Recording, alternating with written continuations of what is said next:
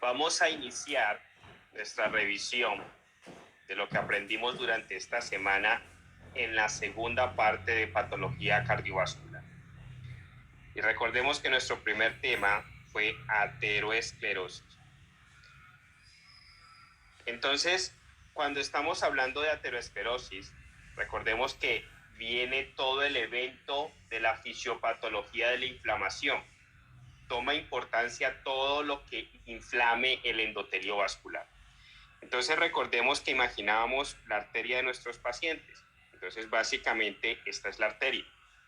Pero recuerda que esa arteria tiene 3 capas y esas 3 capas toman importancia desde el aspecto de la aterosclerosis.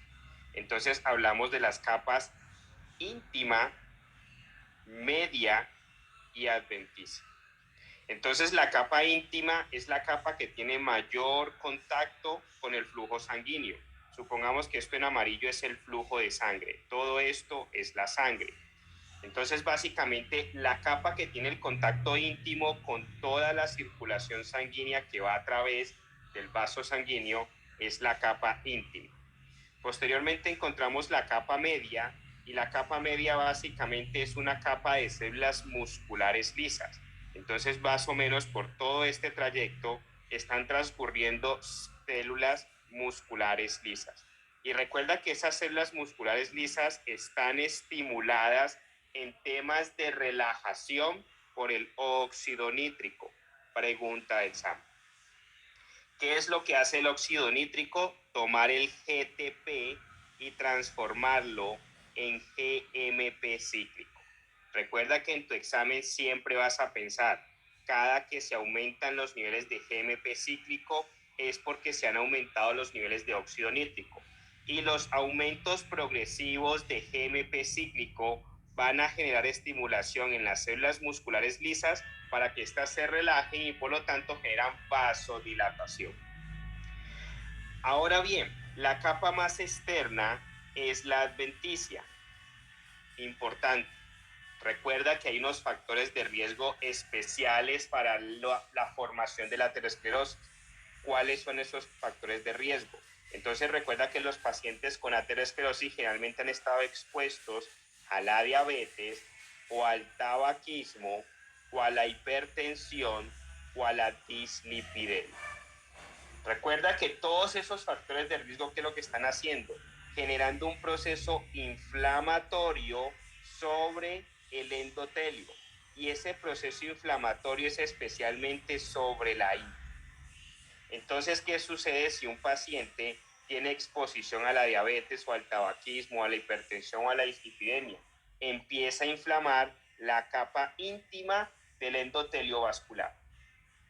Entonces imaginemos que ese paciente empezó a inflamar la capa íntima, imaginemos que esta es la arteria, imaginemos que esa en rojo es la adventicia, aquí viene la muscular o la media y aquí viene la íntima que se está inflamando al punto que se empezó a lesionar. Entonces, ¿qué está generando esa lesión? Básicamente la diabetes, la hipertensión, el tabaquismo o la dislipidemia. Están generando inflamación del endotelio al punto que el endotelio se revienta, la íntima se daña y eso se denomina disfunción endotelial. Entonces recordemos que tomamos el ejemplo exclusivamente con la hipertensión, porque con la hipertensión podemos simular el mismo efecto que pasa en diabetes, en tabaquismo y en dislipidemia. Entonces, ahora, el endotelio de este paciente, supongamos que aquí continúa la arteria, el endotelio de este paciente se ha lesionado, hay disfunción endotelial. Resulta que la sangre está llevando LDL, está llevando monocitos, está llevando linfocitos, está llevando múltiples células. Pero dentro de esas múltiples células que está llevando la sangre nos importan ahora esas 3 moléculas. Resulta que la LDL empieza a infiltrarse por esas lesiones endoteliales de la íntima. Cuando se infiltra, básicamente la LDL queda dentro o por debajo de la íntima y eso lleva a que sea oxidada. Entonces aparece la molécula de la LDL oxidada. Debido al mismo proceso inflamatorio de la ruptura endotelial, y al mismo proceso de oxidación de las LDL, los monocitos y los linfocitos empiezan a ser atraídos a ese punto. ¿Qué sucede? Recuerda que el proceso de lesión de un tejido genera inflamación. La inflamación genera atracción de células. ¿Para qué? Para generar curación. Pero en este caso va a ser un círculo vicioso que cada vez va a empeorar más. Entonces, ahora esas LDL oxidadas empiezan a acumularse. Entonces, aquí se forma otra LDL oxidada y otra, y empiezan a acumularse tantas que los monocitos que están llegando ahí se transforman en macrófagos. Recuerda que estos monocitos están siendo atraídos hacia el punto de la inflamación, de la lesión y la disfunción endotelial para generar algún proceso de inflamación que atraiga más células para curarse. Pero en este caso, cuando encuentra esta cantidad de LDL oxidada, toda esta LDL oxidada hace que el monocito ahora se vuelva un macrófago. Entonces, ¿qué sucede? Sigamos viendo el endotelio, el vaso sanguíneo de este paciente. Recuerda que ha habido una disfunción que generó una ruptura de la íntima. Eso llevó a que las LDL que estaban circulando se metieran al espacio en donde se ha dañado, y eso llevó a que se acumularan múltiples LDL. ¿Qué hicieron esas LDL? Se oxidaron. ¿Qué hicieron los monocitos que venían circulando? Recuerda, por aquí venía un monocito, fue atraído, y ahora el monocito aquí se convierte en macrófago. ¿Qué sucede?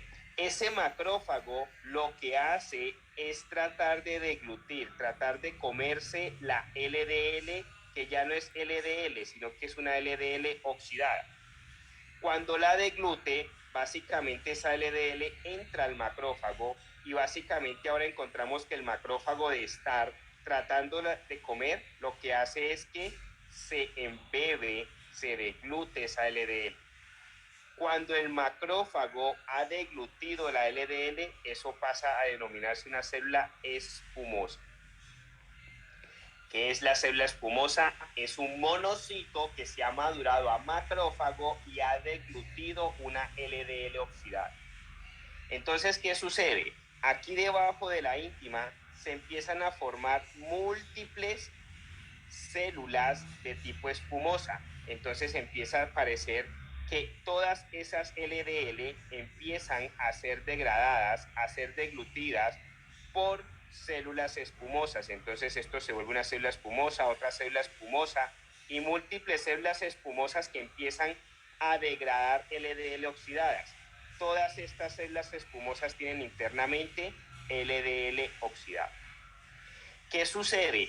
Ahora el endotelio, la íntima específicamente, ya no tiene esa característica de estar así, sino que ahora se torna de esta forma. Básicamente se genera una elevación sobre el tejido endotelial, quedando la íntima arriba. En realidad, las placas ateromatosas no se forman por encima de la íntima, sino por debajo de la íntima. Recuerda que esa línea azul representa la íntima. Entonces, ¿qué sucede? ¿Qué ha sido? ¿Por qué se está formando esto? Por lesión endotelial, se están filtrando las LDL por debajo de la íntima, migran los monocitos por inflamación, se convierten en macrófagos, el macrófago deglute la LDL oxidada y se forma la célula espumosa.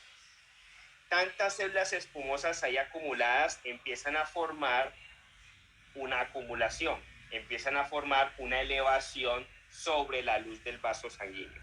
Entonces el vaso sanguíneo, de tener esta luz, ahora se le reduce la luz un poco más. ¿Qué sucede? Ahora esas células espumosas, como son células inservibles, empiezan a sufrir procesos de apoptosis. Entonces, algunas células espumosas que se han ido hacia el proceso de la apoptosis empiezan a liberar detritos.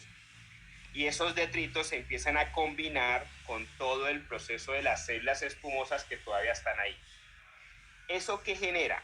Eso genera, recordemos que tenemos en el espacio después de la íntima, tenemos a la capa media, que es la capa muscular.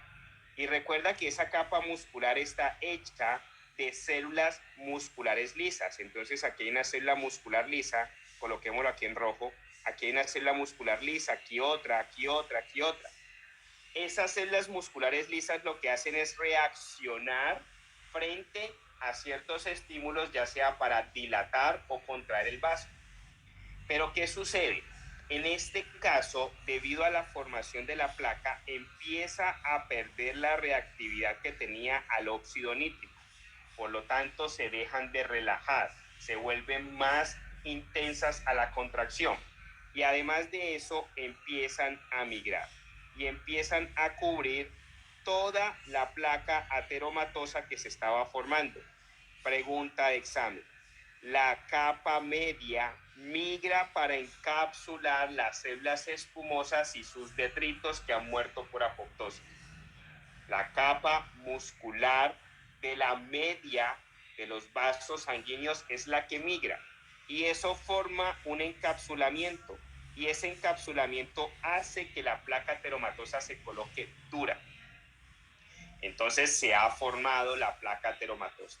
Entonces las células musculares lisas empiezan a generar depósitos de colágeno y generan liberación de un colágeno fuerte y grueso y eso encapsula todavía más la placa ateromatosa. Entonces ese es el proceso fisiopatológico de la formación de la placa ateromatosa. Pero ¿qué sucede? Limpiemos un poco por acá. Imagina que ya todo ese proceso se ha formado. Este paciente, de tener una luz vascular de este espacio, de este radio, ahora la luz vascular se ha reducido. ¿Qué sucede? Ese paciente va a empezar a aparecerle la enfermedad coronaria asintomática. ¿Qué es una enfermedad coronaria asintomática? Básicamente es la formación de placas ateromatosas en donde la obstrucción de la luz es menor del 50%. Entonces, por ejemplo, este paciente, esto era el 100% de la luz y ahora tiene una placa que ocupa, supongamos, el 30-35% y aquí le está quedando un 70% de luz. Como no obstruye más allá del 50%, por eso es asintomático. Pero ¿qué sucede si eventualmente este paciente empieza a agrandar esa placa ateromatosa? Empieza a crecer y empieza ya a ocluir más allá del 50%. Pregunta de examen. Cuando las placas ateromatosas obstruyen entre el 70 al 75%, el paciente se vuelve sintomático. ¿Y qué es el aspecto sintomático? ¿Cuál es el síntoma? El más importante del aspecto clínico es el dolor en el pecho, la angina. Entonces aparece en este paciente varios aspectos. La angina estable, stable angina. La angina inestable, unstable angina. O el paciente puede hacer un infarto. Entonces recuerda que el infarto puede tener dos características: eleva el ST o no eleva o incluso puede deprimir el ST. Cuando eleva el ST es porque esta placa ocupa el 100% del radio del vaso sanguíneo. Cuando se ocluye el 100% se eleva el ST. Si no ocluye el 100% pero hay proceso de isquemia, posiblemente no eleva el ST o lo deprime. Entonces aparece el proceso de los infartos. Entonces recuerda que nuestro corazón está dividido en tres capas. Entonces imaginemos que estas son las tres capas. Entonces tenemos el epicardio, el miocardio y el endocardio. Resulta que las tres capas siempre son penetradas por una arteria. Entonces supongamos que esta es la arteria. Si la arteria es ocluida al 100%, supongamos que aquí se posó una placa ateromatosa, se ocluye el 100%, no llega riego al epicardio, no llega riego al miocardio, no llega riego al endocardio y eso genera elevación del ST. Pero si alguna de las tres capas logra tener riego, supongamos que la placa nomás obstruye, supongamos aquí nomás obstruye, o nomás no alcanza a obstruir el 100%, pero obstruye el 75%. El paciente te hace síntomas, no recibe riego el epicardio, pero sí lo alcanza a recibir el miocardio o el endocardio, o viceversa, se recibe algún riego en alguna de las capas, eso no eleva el ST. Ahora, esas elevaciones del ST, ¿en dónde la vemos? En el electrocardiograma. Entonces toma importancia ver eso en el corazón. Recordemos nuestro corazón esquemático. Aquí está la válvula tricuspidea, aquí está la válvula mitral, aquí está la válvula pulmonar, aquí está la válvula aórtica. Recordemos que toma importancia ver ese paciente desde el punto de vista clínico para el ventrículo izquierdo. ¿Por qué? El ventrículo izquierdo es quien pone la sangre hacia toda la periferia. Entonces, si nosotros tomamos ese ventrículo izquierdo exclusivamente y lo sacamos, solamente vemos el ventrículo izquierdo, entonces tenemos que esta parte que representa esto aquí es la cara septal. Entonces, es el septo interventricular. Esta parte que representa acá arriba es la cara posterior o la pared posterior del ventrículo izquierdo. Esta parte que se representa aquí al lado, básicamente esta es la cara lateral. Y por último, esta parte anterior es la parte anterior del ventrículo izquierdo. Entonces tenemos en el ventrículo izquierdo una cara anterior, una cara posterior, una cara lateral y una cara septal. Entonces, ¿cómo vemos eso? V1 y V2 en el electrocardiograma está evaluando la cara septal. V3 y V4 están evaluando la cara anterior. V5 y V6 están evaluando la cara lateral. Y resulta que V5 y V6 se pueden apoyar con ABL. Entonces, cuando nos hablan de cara lateral, estamos hablando de V5, V6, ABL. De cara septal, V1, V2. De cara anterior, V3, V4. Y por ende, la cara diafragmática que le gusta mucho al examen o cara inferior está evaluada por D2, D3 y ABL.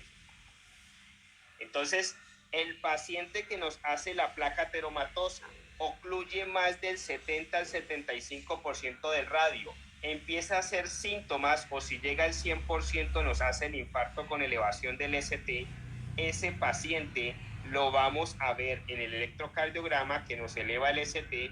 Si es en V1 o V2, está infartando la cara septal. Si es V3, V4, está infartando la cara anterior. Si es V5, V6, ABL, está infartando la cara lateral. Ahora, ¿qué arteria se afecta en cada situación? Cuando se infarta el septo, o la cara posterior, o la cara anterior, o la cara lateral. Entonces vuelve nuevamente nuestro corazón esquemático. Imaginemos que este es nuestro corazón esquemático y vamos a tomar solamente el ventrículo izquierdo. Entonces, el ventrículo izquierdo básicamente lo imaginamos con tres arterias. Aquí, en esta posición, la coronaria derecha. En esta posición, la circunfleja. Y en esta posición, la descendente anterior izquierda. Entonces estuvimos hablando que la coronaria derecha se encarga de irrigar toda la pared posterior. Y además se encarga de irrigar la parte superior del septo interventricular. La circunfleja lo que hace es irrigar toda la cara lateral. La descendente anterior lo que hace es irrigar la parte inferior del septo interventricular y toda la cara anterior. Entonces, la descendente anterior izquierda lo que hace es cara anterior y parte superior del septo interventricular. La coronaria derecha lo que hace es la pared posterior y además de eso se encarga de la parte superior del septo interventricular. Y la circunfleja lo que hace es hacer toda la cara lateral. Ahora combinemos. En el electrocardiograma, ¿cómo vemos la cara lateral? Entonces no lo olvidemos. lo vamos a ver con B5, B6 y ABL. ¿Cómo vemos la cara anterior? Vamos a verlo acá en B3 y B4. ¿Cómo vemos el septo? Lo vamos a ver con B1 y B2. ¿Cómo vemos la cara inferior? Con D2, D3 y ABL. Entonces es importante que reconozcamos eso dentro de las posibles preguntas que nos hace el examen. Ahora, ¿qué sucede? Este paciente que ha ocluido el 100% del radio arterial hizo una isquemia. Este paciente se representa en que está haciendo un infarto agudo del miocardio, ocluyó el 100%, elevó el ST. ¿Qué sucedería si hipotéticamente nosotros tomáramos el miocardio de ese paciente, el corazón, y lo miráramos histopatológicamente? ¿Qué cambios micropatológicos o celulares veríamos? Pregunta de examen. Entonces recuerda que eso lo vimos o lo evaluamos como si fuese una estructura en el tiempo. ¿Qué pasa con ese corazón infartado a las 4 horas posinfarto o menos? Entonces, antes de la 4ª hora posinfarto, si al paciente le hiciéramos una biopsia del corazón, no veríamos nada, no hay cambios celulares, todo sigue normal. Entonces, no hay nada, no hay cambio. Pero si viéramos ese corazón después de la 4ª hora, hasta más o menos las primeras 24 horas post-infarto, empezaríamos a notar que el corazón empieza a hacer necrosis coagulativa. Pregunta de examen. Entonces resulta que en esas primeras 24 horas posinfarto, el paciente se puede complicar con arritmias. La primer causa de muerte de los pacientes en las primeras 24 horas posinfartos son las arritmias. Ahora, si el paciente sobrevive a esas primeras 24 horas, ¿cómo vamos a ver ese corazón micropatológicamente después de las 24 horas hasta casi el 7º día o a la semana? Entonces resulta que todo este tejido que se necrosó empieza a ser debridado, se lo empiezan a comer los macrófagos. Entonces se infiltra de neutrófilos y se infiltra de macrófagos. Y como los macrófagos empiezan a comer ese tejido, eso puede generar la posibilidad de que el tejido se adelgace o se adelgace tanto que se haga una dilatación aneurismática o que se adelgace tanto que se pueda romper. Entonces, imaginemos nuestro corazón esquemático. Imagina que la cara anterior se ha infartado, la cara anterior del ventrículo izquierdo. Ahora llegan los macrófagos y los macrófagos empiezan a comer todo este tejido. Cuando se lo comen, pueden adelgazar. Imagina que vas a ver la pared de ese ventrículo de lado. Esta es la pared de ese ventrículo como viéndola de lado. Y supón que toda esta área se ha infartado. Entonces toda esta área hace necrosis coagulativa. Y esa necrosis coagulativa hace que se atraigan macrófagos. Entonces aquí llega un macrófago. El macrófago empieza a comerse toda esta área. Resulta que se remodela debido a que se lo está comiendo y empieza a adelgazarse esa pared. Recuerda que lo estamos viendo en una visión lateral. La pared de estar aquí completa, ahora esa pared, debido a que el macrófago se la está comiendo, básicamente se adelgazó. ¿Qué sucede? La pared de ser de este grueso ahora tiene este grueso. Ahora imagina que ese corazón le está llegando aquí todo el tiempo sangre, básicamente en forma de bomba, en forma de presión. No es lo mismo aguantar con este grosor que con este grosor. Se revienta la pared. O se puede dilatar, entonces básicamente aparece aquí una dilatación y eso sería un aneurisma. Entonces, los pacientes que logran sobrevivir más allá de 24 horas post-infarto, más o menos hacia la semana, esos pacientes tienen infiltración de neutrófilos y tienen infiltración de macrófagos para comerse el tejido que se ha necrosado. Eso lo lleva a que puedan hacer riesgos de rupturas espontáneas de la pared del ventrículo. Eso los puede llevar a que hagan taponamientos si se llega a reventar y pueden generarse aneurismas. Pregunta de examen. Pero ¿qué pasa si el paciente sobrevive más allá de los 7 días posinfarto?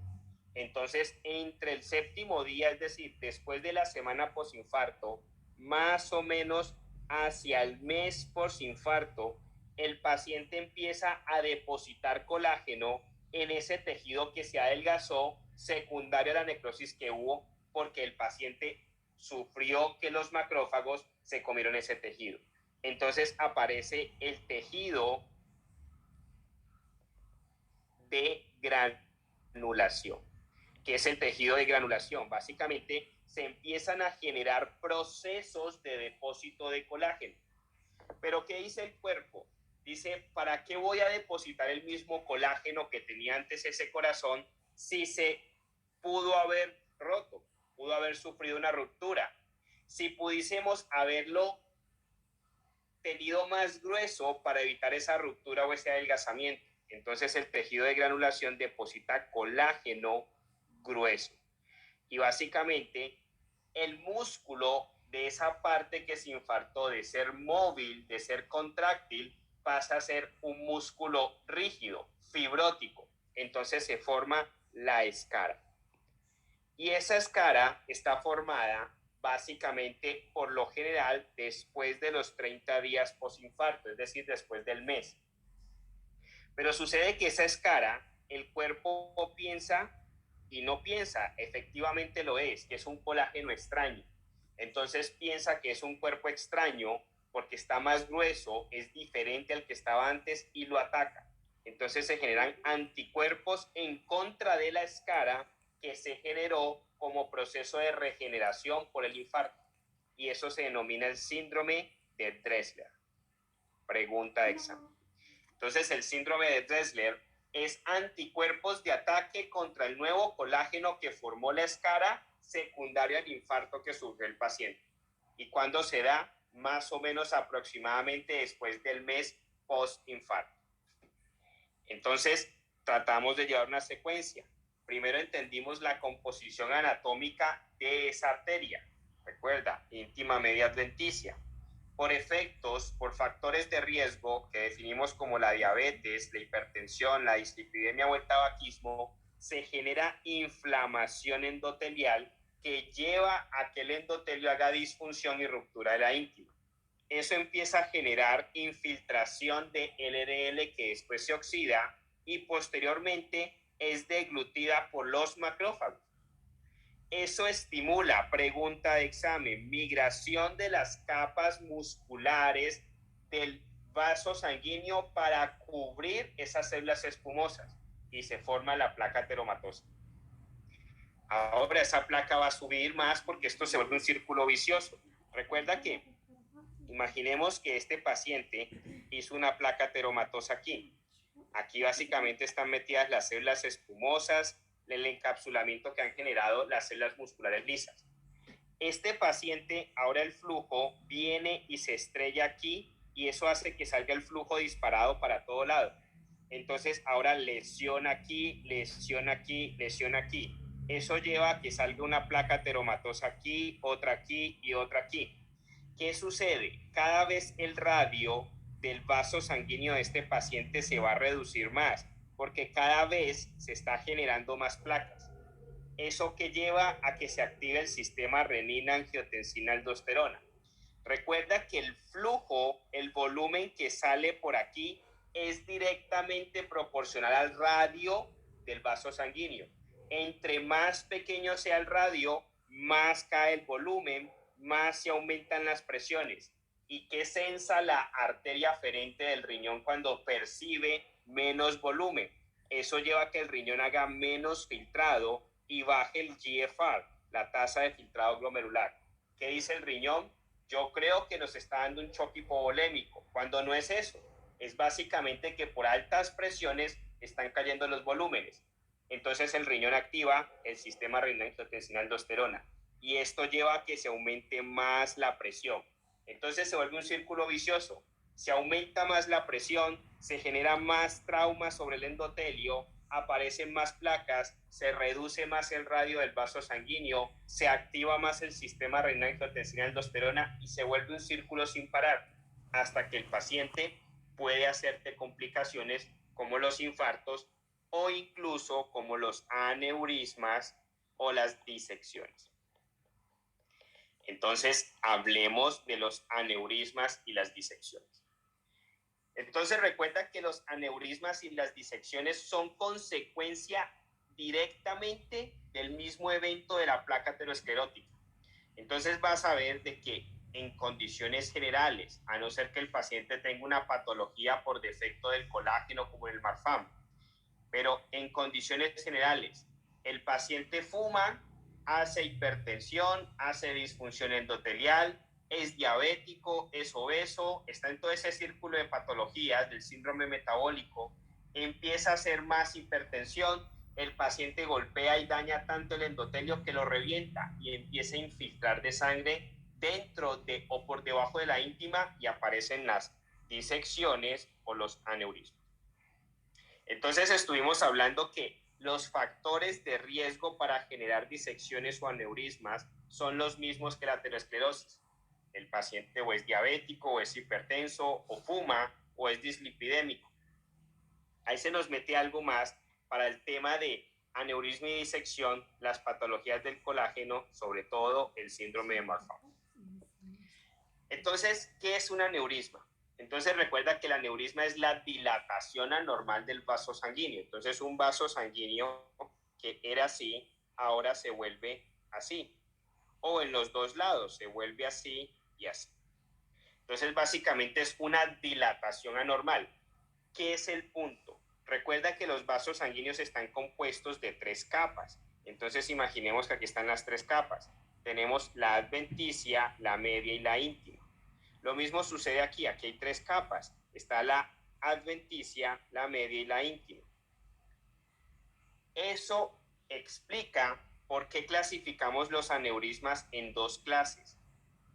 Inicialmente porque después eso puede llevar a una disección. Entonces hablamos de los aneurismas verdaderos y hablamos de los aneurismas falsos. Entonces recuerda que es un aneurisma verdadero. Es aquel aneurisma en donde la dilatación se genera en las 3 capas del vaso sanguíneo. Entonces, ¿qué es eso? Imaginemos nuevamente nuestro vaso sanguíneo que ha hecho la dilatación aneurismática, pero ha comprometido las 3 capas del vaso sanguíneo. Entonces, supongamos que esa capa en amarillo es la íntima, la que está en verde es la media y la que está en rojo es la adventicia. Entonces, el aneurisma verdadero es donde se ha presentado una dilatación de las 3 capas que componen el vaso sanguíneo. En cambio, en el aneurisma falso, mucho cuidado. Supongamos que esta es la dilatación aneurismática. El paciente, por disfunción endotelial, porque ha roto la íntima, eso lleva a que se filtre sangre a través de la íntima y se puede dilatar 2 capas, pero no se dilatan todas. Entonces, el aneurisma falso es donde no se dilatan todas las capas que componen el vaso sanguíneo. Entonces, en este ejemplo, supongamos que esta es la íntima, esta es la media, esta es la adventicia. Se ha dilatado la adventicia y se ha dilatado la media, pero no la íntima. Y básicamente eso lleva a que se forme un acúmulo de sangre en el espacio en donde se está dilatando, pero mucho cuidado, no se diseca, es decir, no pasa ni distal ni proximal. Se queda acumulado el hematoma ahí y no hay circulación por un lumen falso. Pero ¿qué pasaría si por alguna situación ese espacio que se generó genera un recorrido de sangre? ¿Qué sucede? Aquí se ha formado es un hematoma, no está recorriendo sangre. Pero si por alguna razón, miremoslo aquí, ese aneurisma empieza a generar una disección de los planos, es decir, empieza a separar la íntima de la media y empieza a recorrer sangre por ahí. Entonces, ¿qué sucede? Se genera la disección de aorta. Disección. Entonces, recuerdan que hablábamos que la disección es separar planos. Entonces, imagínate que esta es la íntima. Imagina que aquí inicialmente se hizo una dilatación aneurismática, pero ahora la sangre que se mete por aquí empieza también a recorrer alternamente al recorrido que tiene por la luz empieza a recorrer por una luz falsa a través de separación de las capas arteriales. ¿Qué es eso? Disecó, separó las capas y empezó a recorrer por ahí. Eso se denomina disección. Entonces recuerda que la pregunta típica que te va a hacer el examen la vas a reconocer por cómo te presenta el caso clínico. Recuerda que el dolor en el pecho que presenta el paciente con disección de aorta se le irradia a la espalda y dice que es un dolor desgarrante. Entonces te va a decir la palabra clave. Cada que te habla de dolor desgarrante, tearing pain, que es radiating to back, el paciente va a percibir que el dolor le empieza en el pecho, pero se le va a la espalda y siente como si lo desgarraran. Esa es la palabra clave dentro del examen. ¿Y por qué se está generando eso? Entonces vienen los mismos factores de riesgo de la aterosclerosis. El paciente es diabético, fumador, posiblemente hipertenso mal controlado, que ahora ha hecho disección de la aorta. Entonces se empezó a infiltrar sangre por los espacios de las capas vasculares, formó una luz por donde sigue recorriendo sangre, pero es una luz falsa porque la sangre debería estar recorriendo en estos espacios. ¿Qué sucede? Recordemos nuevamente nuestro corazón esquemático. Entonces, este es nuestro corazón esquemático. Recuerda que nuestro corazón esquemático está envuelto en un pericardio. Y resulta que aquí es el punto de salida de la aorta. Pero resulta que esa aorta tiene 3 capas. Entonces aquí está la adventicia, la media y la íntima. Pero resulta que ahora hizo un aneurisma. Resulta que se empezó a infiltrar sangre por aquí. Pero esa sangre empezó a recorrer por entre las capas alternamente como tenía que recorrer por la luz. Y empieza a meterse hasta que llega al pericardio. Por lo tanto, la disección de aorta puede generar un taponamiento cardíaco. Entonces se tapona el corazón, todo esto se empieza a llenar de sangre y genera taponamiento cardíaco. Esa disección de aorta se puede clasificar en 2. Entonces clasificamos la disección de aorta en Stanford A o la clasificamos en Stanford B. Entonces recuerda, es sencillo.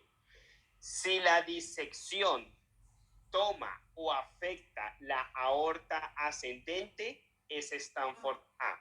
Si no afecta la aorta ascendente, es Stanford B. Entonces el Stanford A tiene variantes. Recuerda, esta es nuestra aorta. Entonces tenemos una aorta ascendente, el callado de la aorta y la aorta descendente. Stanford A se define solo y solo si afecta la aorta ascendente. Entonces hay afectación de la aorta ascendente.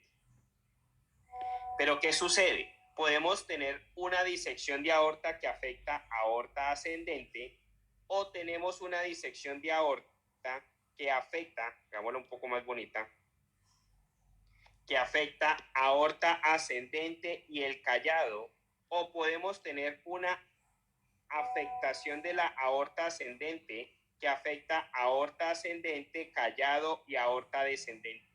Las 3 son Stanford A, porque la única regla que tiene Stanford A es que se afecte la aorta ascendente.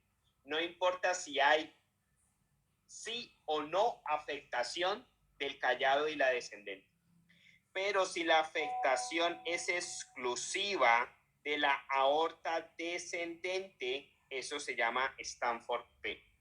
Entonces, una disección de aorta que afecta la aorta ascendente, no importa si está o no está afectado el callado o la descendente, eso es Stanford A. Si está afectado exclusivamente la aorta descendente, eso es Stanford B.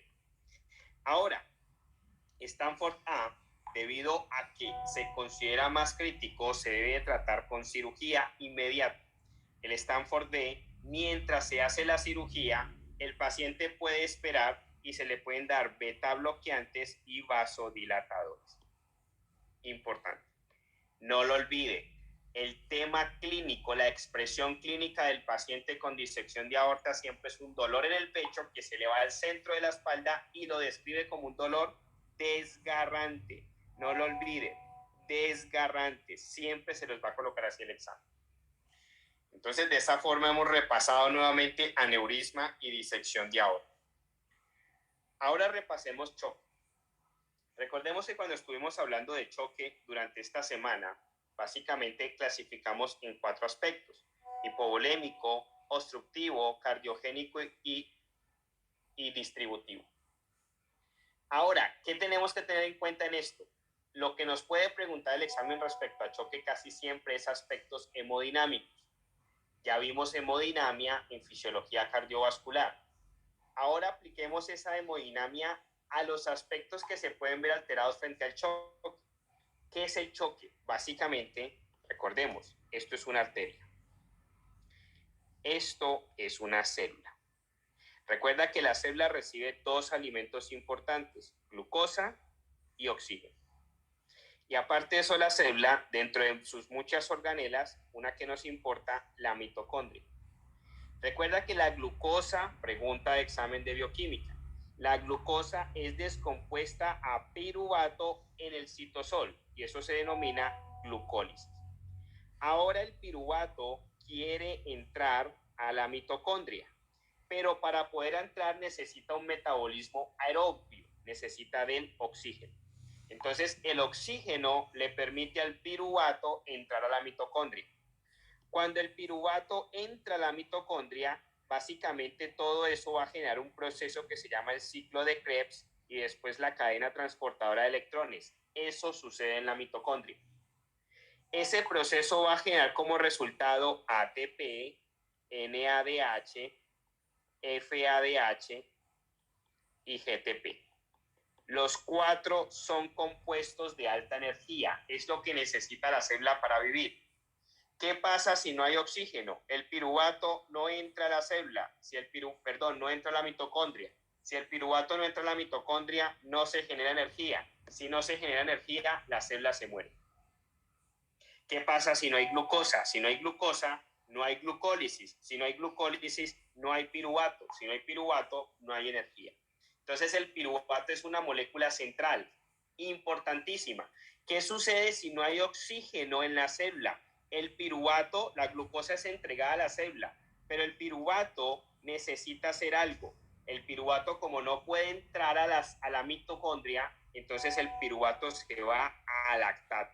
Y por eso los aumentos de lactato son indicativos de estados de hipoperfusión celular. Un paciente en estado de sepsis, ¿qué hacemos? Pídale niveles de ácido láctico. Si el ácido láctico está elevado, es un indicador temprano de que el paciente se va a morir. ¿Por qué? Porque la célula se está muriendo. ¿Y de qué estamos compuestos? De célula. ¿Por qué se está muriendo? Porque el piruvato no puede entrar a la mitocondria. Entonces, al final, el choque es todo aquello que conlleve a que por alguna razón no entreguemos los sustratos que necesita la célula. Entonces, ¿qué pasa si estamos sangrando? El paciente tiene una hemorragia y por aquí bota toda la hemoglobina. No puede entregar oxígeno. Va a ser choque. ¿Qué pasa si el paciente tiene una placa ateromatosa aquí y el paciente no puede entregar el oxígeno que lleva atado la hemoglobina? Básicamente la célula se va a morir porque no tiene sustrato de oxígeno. Entonces, todo lo que nos genere mala entrega o disminución en la entrega de los sustratos necesarios, sobre todo glucosa y oxígeno, a la célula va a llevar el paciente a choque. Entonces, ¿qué sucede si nosotros tenemos un paciente con choque hipovolémico?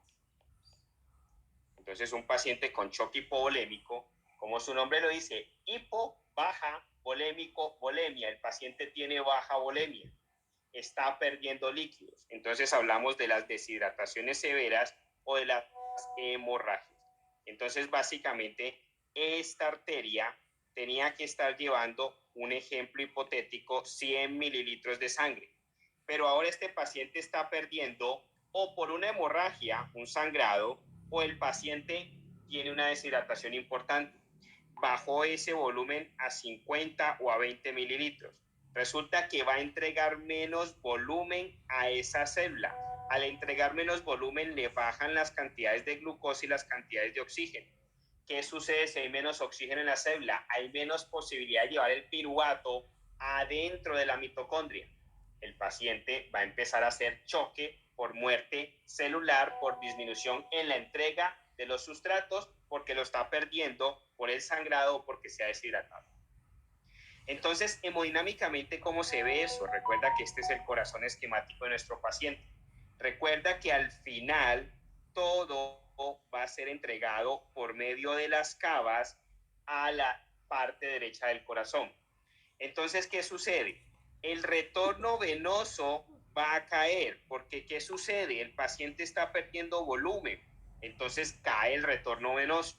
Si cae el retorno venoso, ¿qué sucede con la presión en la aurícula derecha? Se disminuye porque hay menos volumen, menos líquido haciendo presión. Esas presiones se empiezan a transmitir hacia el lado izquierdo, por lo tanto caen las presiones en el lado izquierdo y eso lleva a que se disminuya la precarga. Si se disminuye la precarga, la cantidad de volumen que puede llenarse en diástole el ventrículo izquierdo cae, entonces cae el end diastolic volume, el volumen de final de diástole.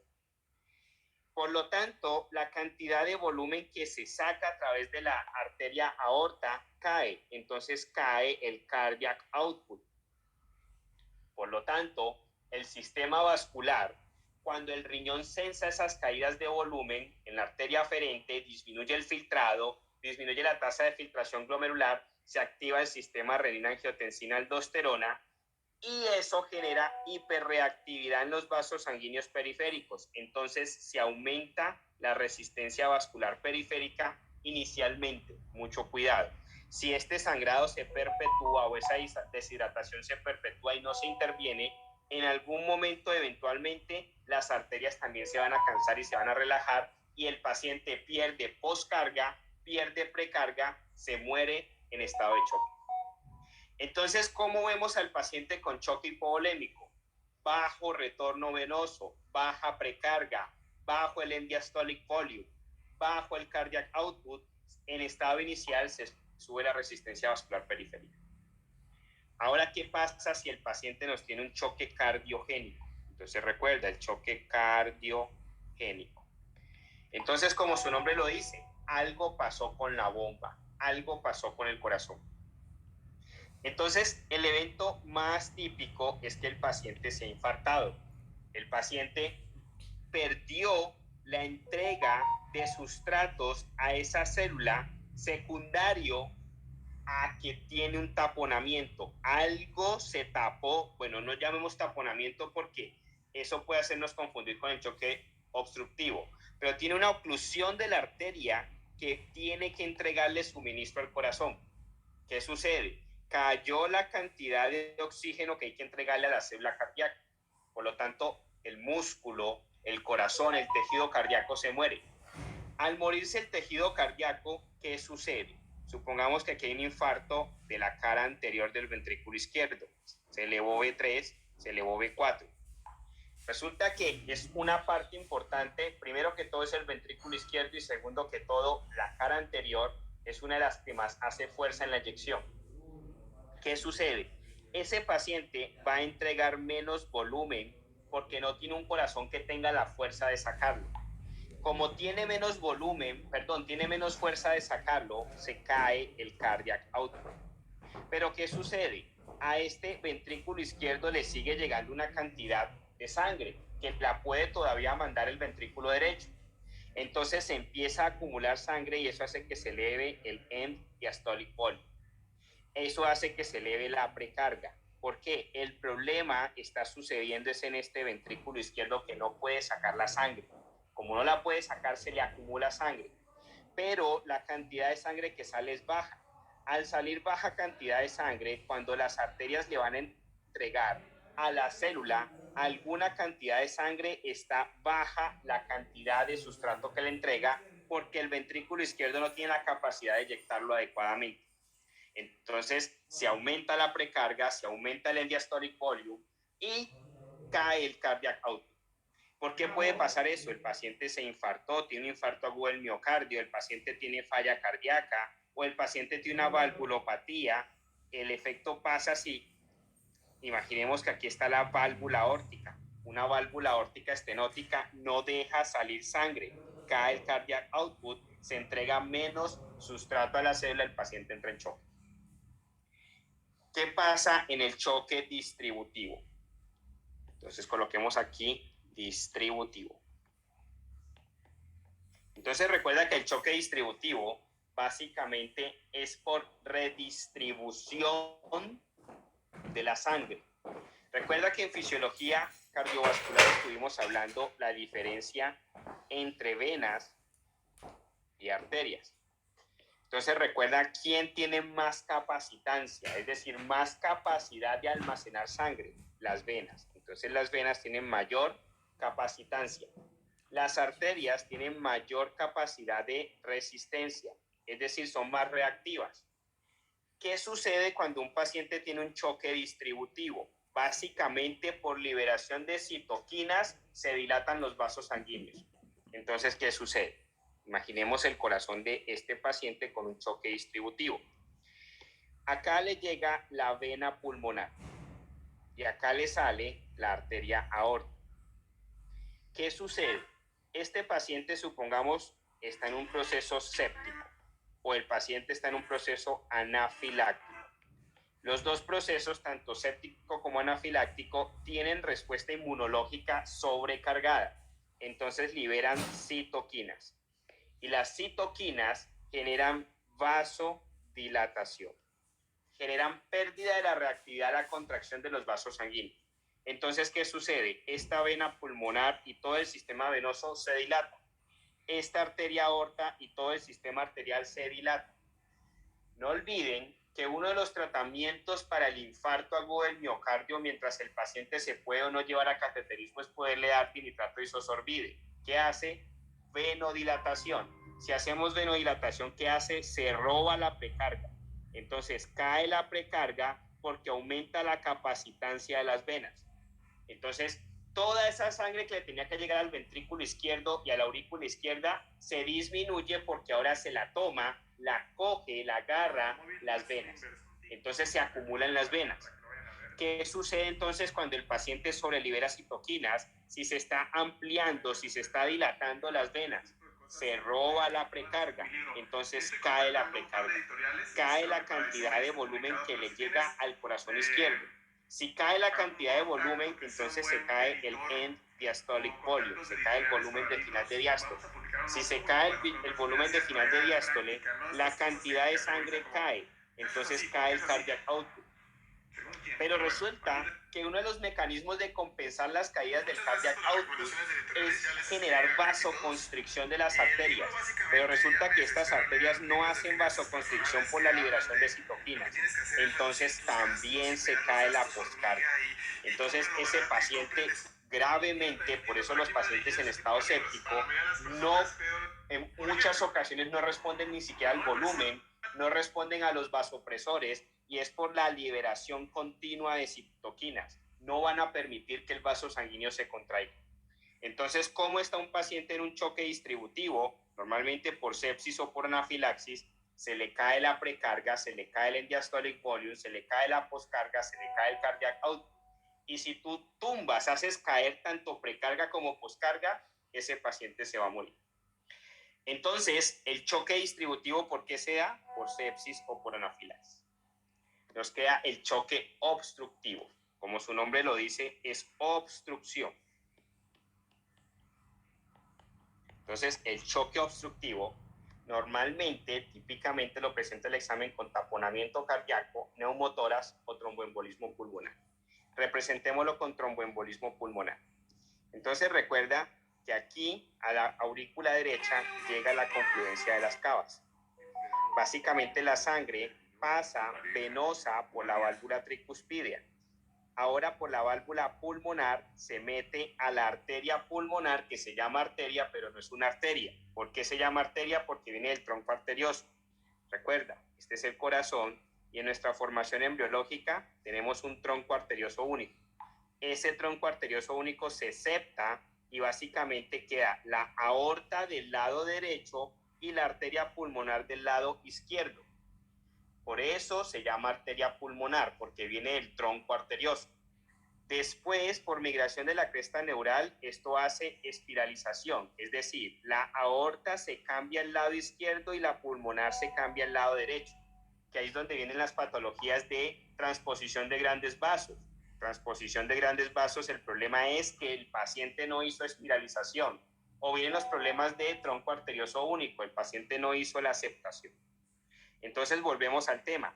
El paciente se le llama, o a nosotros como seres humanos, se nos cataloga esa parte como arteria pulmonar porque viene del tronco arterioso, pero transporta sangre desoxigenada. Ahora, esa sangre pasa por los pulmones. Entonces, esa sangre desoxigenada se oxigena y ahora sale como sangre arterial a través de la vena pulmonar. Se llama vena pulmonar, pero transporta sangre oxigenada. Y pasa a través de la aurícula izquierda, pasa por la válvula mitral, se mete al ventrículo izquierdo y sale por la aorta. Aorta ascendente, callado, aorta descendente. ¿Qué pasa si este paciente tapona la arteria pulmonar? Hace una embolia pulmonar o un tromboembolismo pulmonar.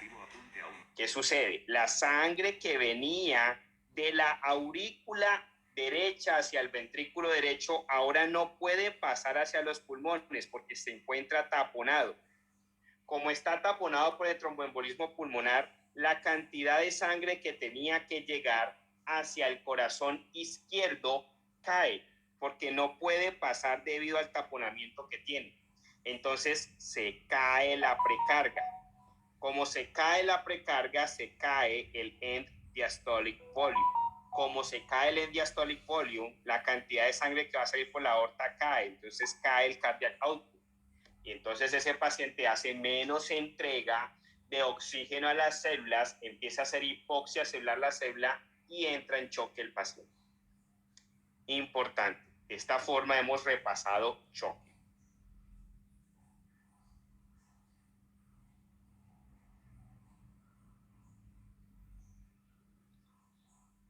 Vamos a hablar ahora, doctores, sobre endocarditis.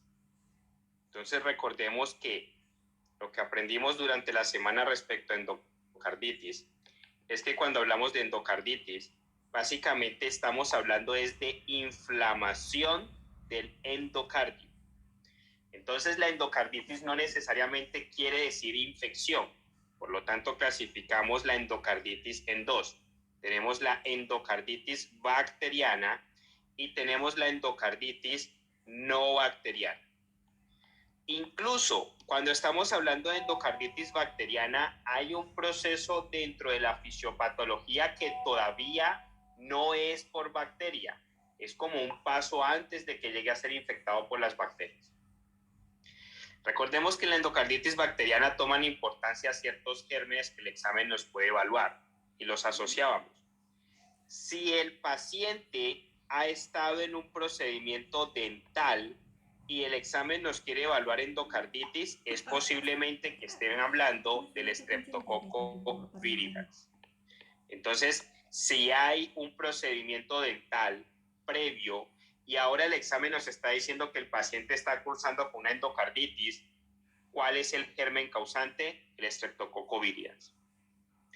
Ahora, si el paciente es un consumidor de drogas endovenosas ilícitas, entonces básicamente puede que el germen causante sea el Staphylococcus aureus, o sea una pseudomonas, o sea una cándida.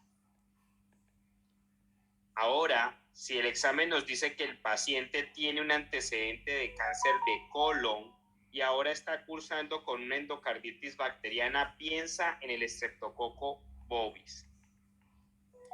Si el paciente tiene una válvula protésica y ahora en el examen nos dicen que el paciente tiene una endocarditis bacteriana, piensa en el epidermidis. Entonces, estos gérmenes son típicos que el examen te los evalúe desde el punto de vista de endocarditis bacteriana. Ahora, recuerda que en orden de mayor a menor afectación, la válvula que más se afecta es la válvula mitral y sobre todo si tiene prolapso. Por lo tanto, el prolapso de la válvula mitral es el factor de riesgo de defecto anatómico que más altamente genera riesgo de endocarditis. En segundo lugar está la válvula aórtica y sobre todo si la válvula es bicúspide. En tercer lugar está la tricuspidia y en cuarto lugar están las válvulas protésicas. Entonces, ¿cuál es la válvula más afectada por la endocarditis? La válvula mitral y sobre todo si tiene prolapso. Ahora, dentro del proceso fisiopatológico, ¿cómo se da esta situación? Entonces, vamos a dejar en stand-by por un segundo la endocarditis no bacteriana. Ahora, ¿cómo se genera el proceso fisiopatológico de la endocarditis? Entonces, recordemos, imagina que esta es la válvula. Básicamente, imagina que por aquí está transcurriendo el tejido endocárdico. Por alguna situación, el tejido endocárdico se empieza a inflamar, se inflama. Eso genera atracción de plaquetas. Esas plaquetas que están siendo atraídas, ahora se les une la fibrina. Recuerda, es el proceso de fisiología hematológica. Coagulación primaria, coagulación secundaria. Entonces se forman complejos de plaquetas más fibrina. Plaquetas más fibrina. Esa acumulación de plaquetas más fibrina genera que fácilmente se arraiguen o lleguen a ese punto bacterias. Entonces imagina que esto es una bacteria. Ahora esa bacteria empieza a formar una capa protectora que se denomina el biofilm. Entonces la suma del biofilm más la bacteria más la fibrina más las plaquetas forman lo que denominamos las vegetaciones. ¿Qué sucede? Esas vegetaciones están recibiendo continuamente la turbulencia de la sangre cuando pasa a través de esa válvula. Esa turbulencia de la sangre cuando pasa a través de la válvula puede generar desprendimientos de porciones de esas vegetaciones. Entonces, básicamente se empiezan a soltar porciones de esas vegetaciones que tienen algunos componentes bacterianos y eso se le denominan émbolos sépticos. Pregunta de examen. Y resulta que estos émbolos sépticos pueden expresarse clínicamente en tu pregunta como lesiones debajo de la uña, lesiones ungueales tipo hemorragias splinter o lesiones en las palmas de las manos tipo Janeway lesions. ¿Qué sucede? Esos émbolos sépticos, imaginemos que esta es la uña de un paciente, este es el dedo. Esos émbolos sépticos empiezan a migrar y se pueden posar en la parte ungueal de la uña. Entonces, básicamente, aquí vienen y se notan como unas pequeñas hemorragias esos émbolos sépticos. Entonces, básicamente, eso se le denominan hemorragias tipo splinter. Pero también se pueden acumular en las palmas de las manos. Entonces imaginemos que esta es la palma de la mano de ese paciente y básicamente esas lesiones migran y se depositan en las palmas de las manos y en las palmas de las manos básicamente también se ven como unas lesiones de aspecto hemorrágico y a eso se le denominan los Janeway lesions o las lesiones de Janeway. Entonces, si el examen te habla o te muestra una foto de la uña de un paciente, piensa que posiblemente te está evaluando el contexto de endocarditis. Te dice que el paciente tiene fiebre, que el paciente tiene vegetaciones a la ecocardiografía. ¿Qué es eso que tienen las uñas? Entonces vas a decir hemorragias tipo spleen. Pero sucede que el paciente empieza a hacer anticuerpos de ataque contra esos émbolos sépticos. Se forman entonces complejos de antígeno-anticuerpo. Y resulta que esos complejos de antígeno-anticuerpo se pueden depositar en dos partes, en el riñón o nuevamente en las palmas de las manos. En el riñón esa formación y depósito de antígeno anticuerpo, va a generar una glomerulonefritis. Y en las palmas genera los nódulos de Osler. Entonces, nódulo de Osler es diferente a los Janeway lesions. Los Janeway lesions son específicamente émbolos sépticos.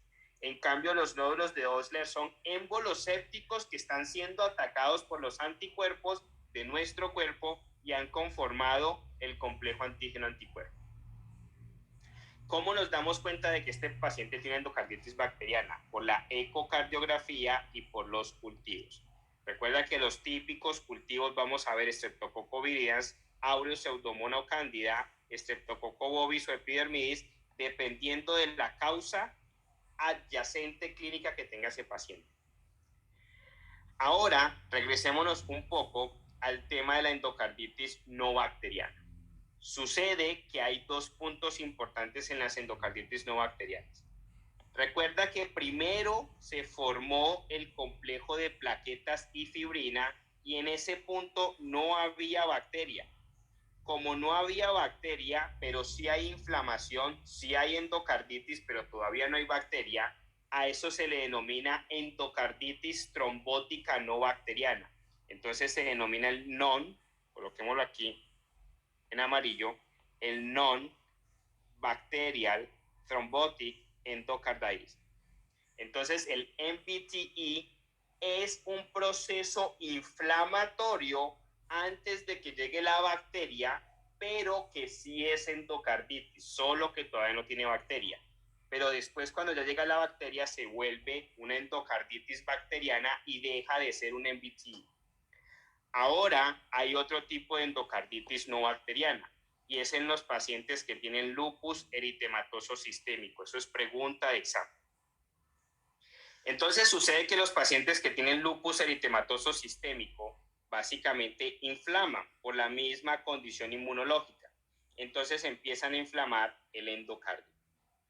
Al inflamar el endocardio, básicamente se vienen y se agregan plaquetas. Al empezarse a agregar plaquetas, coagulación primaria, se activa la coagulación secundaria y vienen y se acumula fibrina. Entonces se forman trombos o acúmulos de plaquetas con fibrina. Plaquetas con fibrina. Pero sucede que esos acúmulos se empiezan a hacer en los dos lados valvulares. Entonces se empiezan a hacer acúmulos de plaquetas y de fibrina en los dos lados valvulares. A eso se le denomina, la forma de llamarlo es Lipman-Sachs endocarditis. Pregunta de examen. ¿Qué es Lipman-Sachs endocarditis? Es la inflamación no bacteriana, es decir, es una endocarditis no bacteriana que le da a los pacientes con lupus eritematoso sistémico con formación trombótica en los dos lados valvulares. Pregunta de examen. Entonces ya entendimos qué es la endocarditis.